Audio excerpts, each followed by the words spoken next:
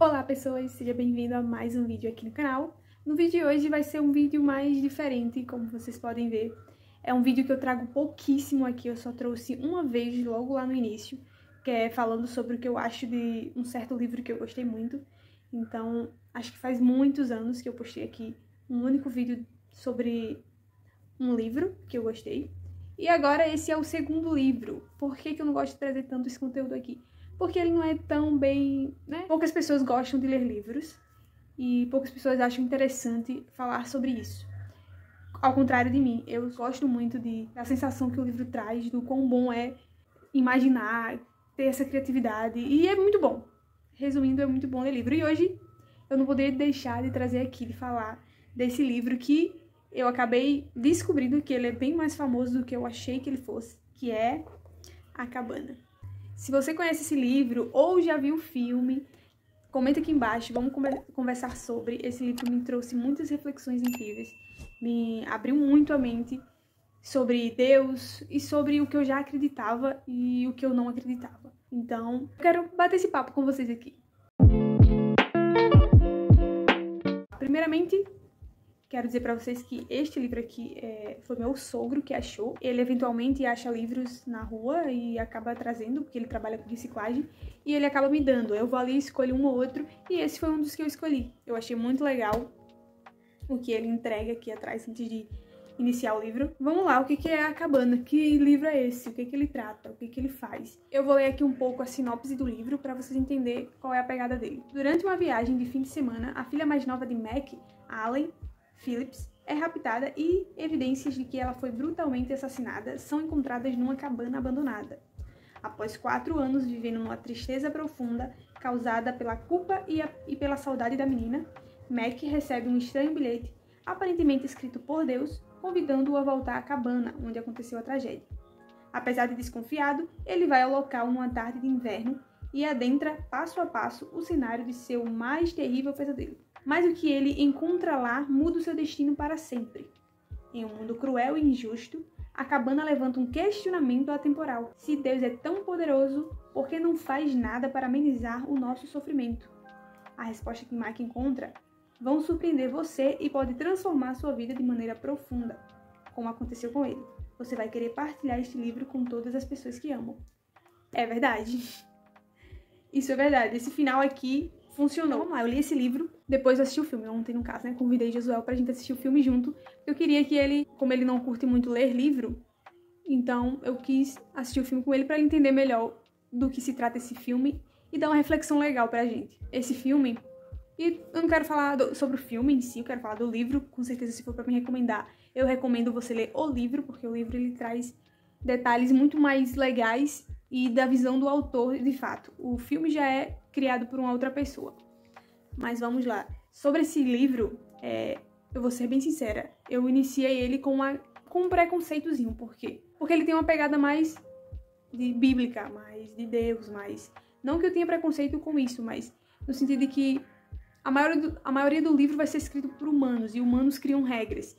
E regras que pra mim não faz parte de Deus. Deus é amor, é tudo.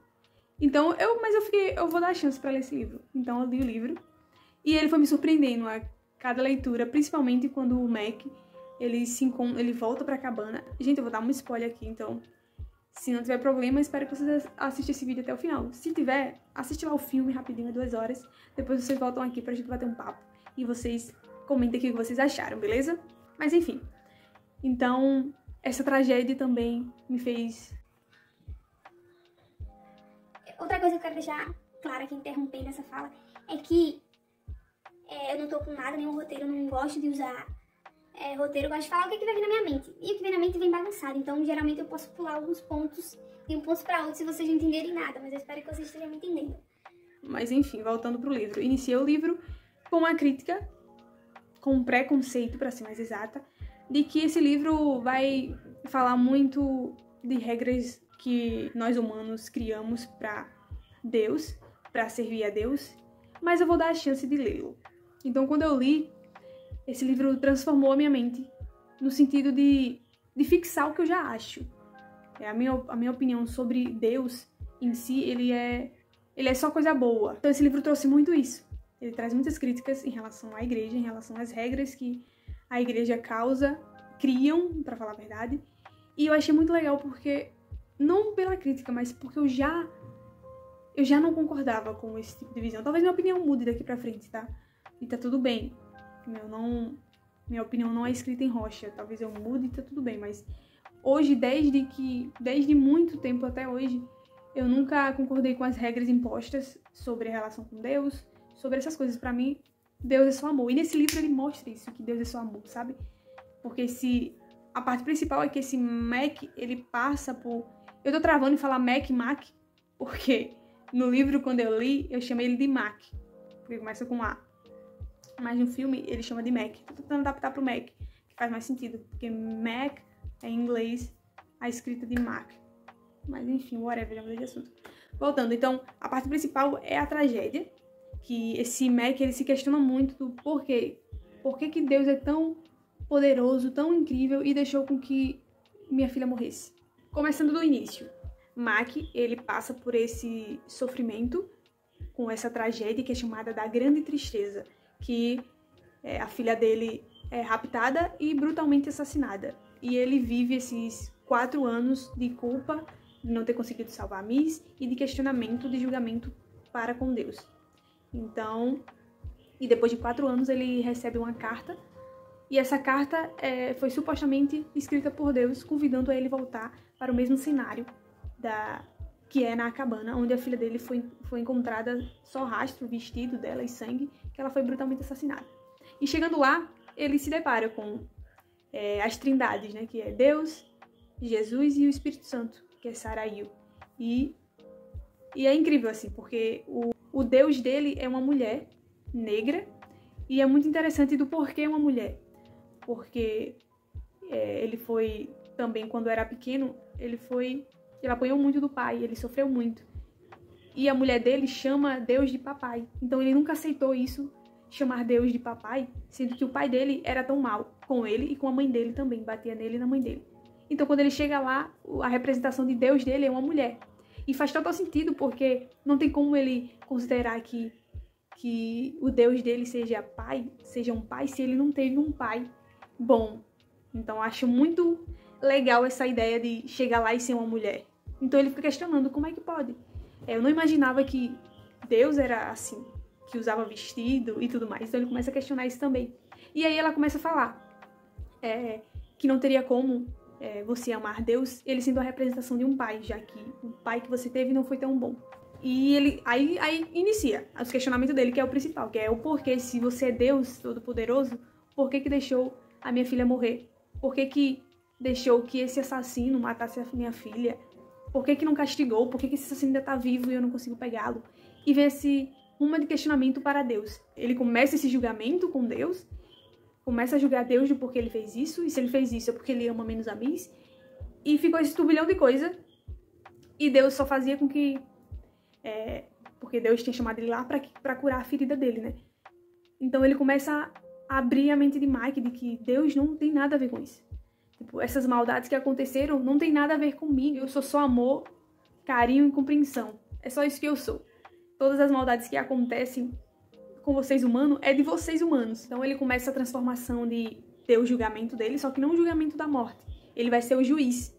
Ele vai julgar as pessoas. Já que ele gosta de julgar tanto, a sabedoria vai dar o direito dele julgar tudo que ele acha ruim, na perspectiva dele. Isso é muito interessante, porque é nessa hora que ele entende quem é Deus de verdade. E é nessa hora que eu digo, caraca, era assim que eu via Deus mesmo. Independente de... Porque eu também já passei por uma tragédia muito forte, uns anos atrás, em 2018, e eu sempre pensei que foi dessa forma. Parecia absurdo, mas eu chegava a agradecer a Deus por ter me deixado passar por isso. Talvez eu precisasse, apesar de ser tão cruel o que aconteceu comigo. Mas hoje eu consigo... Hoje não, desde o acontecimento, no dia seguinte, eu conseguia... Eu questionava, não vou mentir, eu questionava Deus de por que aconteceu isso comigo, por que eu, será que eu fiz algo de errado? O que eu fiz no meu passado para que eu merecesse isso? Mas também, se não fosse eu, qual era a pessoa que eu julgaria que merecesse? Ninguém merecia passar por isso. Mas por que eu, então? E depois eu fui construindo o meu raciocínio de que o que Deus tinha a ver com isso? Talvez isso me ajudou a ser quem eu sou hoje. Talvez se isso não tivesse acontecido, eu não estaria aqui hoje. E comecei a ver pro lado bom, de tipo, tá, mas o que Deus tinha a ver? Tudo bem que ele poderia interromper, ele poderia, é verdade. Pra não dar spoiler, eu vou voltar pra história agora. Então ele, nesse julgamento, onde ele é o juiz, a sabedoria faz com que ele, vamos lá, julgue aí. Quem é o culpado disso tudo? Quem é o culpado de ter destruído, de ter matado a sua filhinha Miss, tão inocente? Quem é? Aí ele vai dizendo, o culpado é o assassino. Tá, então se é o assassino, quem é o culpado de ter criado o assassino? É o pai dele. E você vai reduzindo, vai chegando em Adão, que é o culpado. E depois vai chegando em Deus, que criou todo mundo. Que sacrificou para todo mundo ter a liberdade. E aí ele começa, então Deus é o culpado mesmo. Ele é o culpado de tudo que tá acontecendo. Ele poderia fazer com que nada estivesse acontecendo. E aí a sabedoria faz, tá bom então, se a culpa é de Deus, se Deus tinha como fazer diferente, vamos lá. Você agora tem direito de escolher apenas 2 filhos para ter a eternidade no céu. E todos os seus outros filhos vão pro inferno. E aí ele começa, não, mas como assim? Eu não tenho coragem de mandar meus filhos pro inferno. E aí ele começa a entender que mesmo que 2 filhos meus vá pro céu, todos os outros vão pro inferno. E alguém vai sofrer e eu não consigo. Então eu prefiro que eu vá pro inferno ou eu seja castigado para que todos os meus filhos vá pro céu. E aí a sabedoria faz, é isso. Deus é isso aí que você acabou de fazer. Deus não consegue castigar, não castiga ninguém porque para ele todos os filhos são iguais, independente da maldade que ele faça. Então, independente de Miss ser inocente, ela é inocente, e é fato. Porque ela foi brutalmente assassinada simplesmente por existir. Mas o cara que fez isso com ela também é filho de Deus. Mesmo que Deus fique triste com isso. Então foi isso que ela implantou na cabeça dele. De que do mesmo jeito que você não consegue mandar nenhum filho seu pro inferno, Deus também não. Então, todo mundo vai ter seu pecado, que tem que ser por fazer maldade, mas que Deus só fica triste. Deus tem o poder de interromper qualquer coisa, mas ele não interrompe, porque a única coisa que ele fez foi morrer para que nós tenhamos o livre-arbítrio. Então isso explodiu minha cabeça, que é verdade, eu sempre acreditei nisso, de que toda a maldade que acontece aqui, todas as coisas ruins que acontecem aqui na Terra, não tem nenhum vínculo a ver com Deus. Sim, ele poderia interromper, ele pode, mas o que ele pode fazer pra gente, ele já fez. Que é, você não queria a liberdade? Você não queria ter o livre-arbítrio de fazer o que quiser? Eu tô dando. Só que aí as pessoas escolhem o mau caminho. Outros filhos de Deus escolhem fazer maldade. E isso tem a ver com o mundo. Tanto é que eles deixam claro lá, Deus, Jesus e o Espírito Santo, de que eles não interrompem a maldade porque ele já deu a liberdade. Ele fazer com que interrompa alguém fazer a maldade é destruir a liberdade daquela pessoa. Se ela escolheu fazer maldade, foi escolha dela, é a liberdade dela. E ele deixa claro lá que a gente não tá impune de sofrer. Só o fato de a gente estar no mundo, a gente corre o risco de sofrer qualquer maldade porque as pessoas têm um livre-arbítrio. E foi isso que Deus deu pra gente. Só que ele faz nesse livro é que o que a partir de agora deixe que eu cuido. Então ele tem lá um encontro com Miss. Essa é a parte que eu mais gostei, foi a da sabedoria. Só que tem a sabedoria, depois tem um perdão com o pai dele. Ele perdoa o pai dele porque o pai dele também sofreu. E não julgar também. A sabedoria ensina com que ele não julgue o outro porque ele não sabe da vida do outro. Tanto é que ele julgava muito o pai. E o pai também sofria pelo avô dele. O avô dele também batia no pai dele. Então ela mostra a foto do pai dele apanhando um vídeo. Aí ela olha e diz, você julgaria essa criança? Ele disse, não, eu sou uma criança. Aí ela diz, mas você já julgou. Ele é seu pai. E aí ele se surpreende, porque, cara, faz sentido. Não faz sentido julgar quem somos nós. Então lá ele ensina o julgamento. É tipo, quem é você pra julgar? Se você quer julgar, significa que você quer ser Deus. Então, ou melhor do que Deus. Aí, meu Deus, é brutal. Mas esse da sabedoria e do julgamento é o principal. Que, por eu ter passado por uma tragédia também, não por uma tragédia, eu fui a tragédia, só não morri. Mas estou viva, graças a Deus. Mas eu sempre tive esses questionamentos no início, voltando agora à explicação inicial, mas depois eu comecei a a ver com outros olhos. E isso que foi me moldando e fazendo eu ser quem eu sou hoje. Tipo, acreditar que tá tudo bem, talvez se eu não passasse por isso, eu nem sei quem eu seria. Mas eu sei que o motivo de eu ter passado por isso me mudou completamente, mudou a minha visão. E agradecer, obrigada, Deus, por ter ficado viva, por ter me deixado viva. Como é que pode? Eu passo por um perrengue tão brutal e consigo agradecer. Sim, porque pra mim, Deus não tem nada a ver com isso.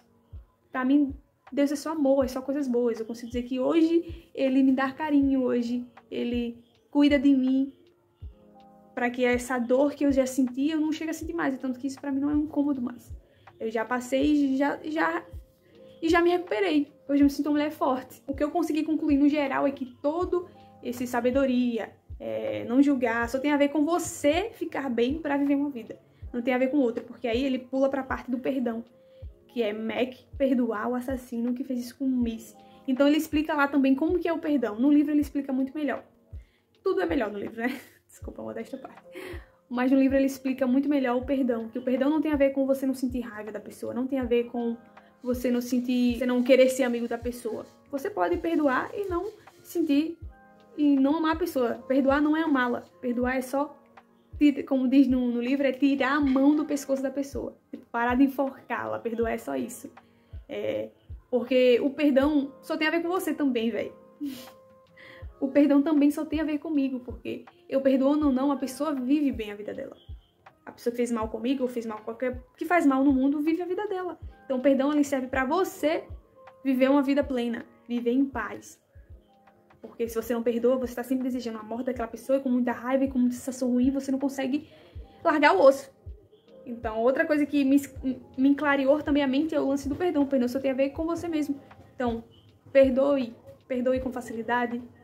Peça perdão com facilidade, porque isso traz uma paz na sua vida, você consegue viver bem. Então a reflexão que eu trago é essa,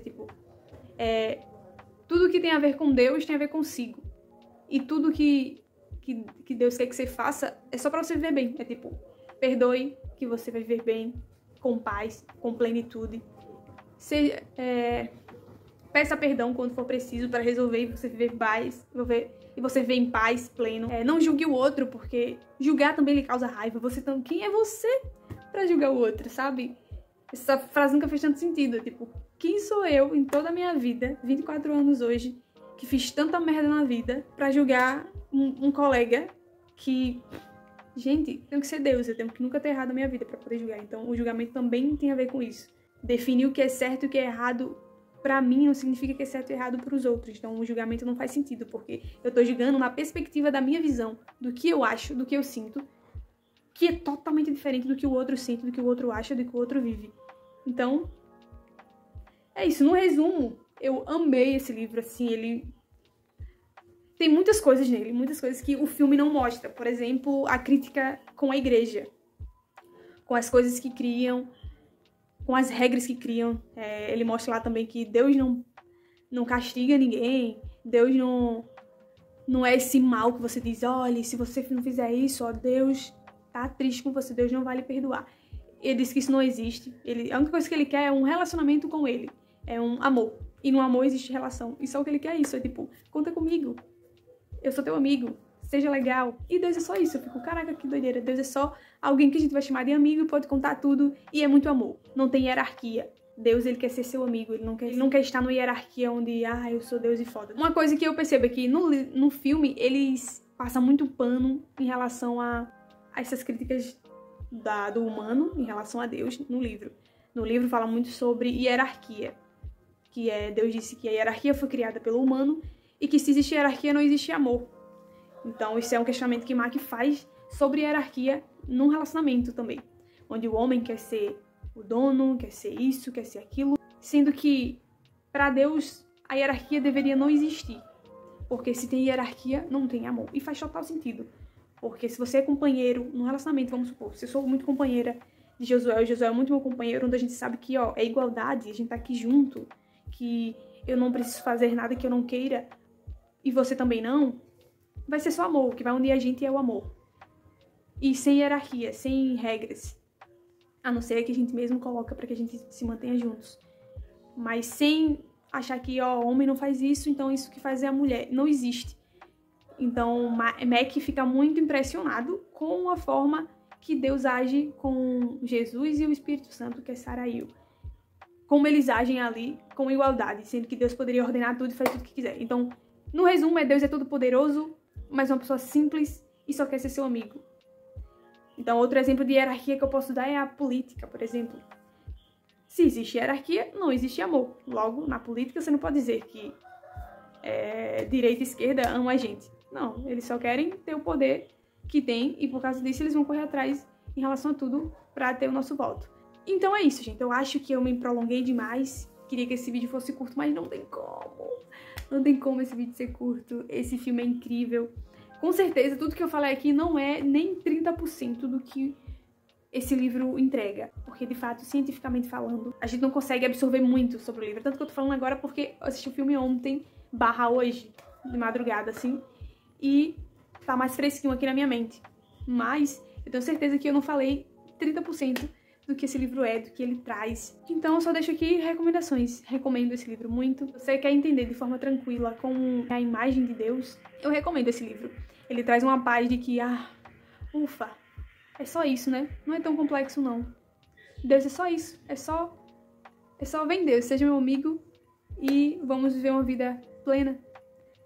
Me ajuda, que eu te ajudo, tamo junto. Confio em ti. É só isso, é confiança, fé e amor. Muito amor.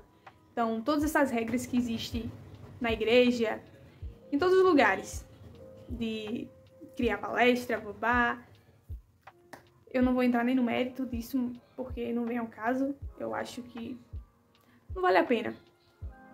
Mas, pra mim, Deus é isso. Deus é amor, só coisas boas. Tudo que tiver de mal não inclui Deus. Inclui nós, humanos.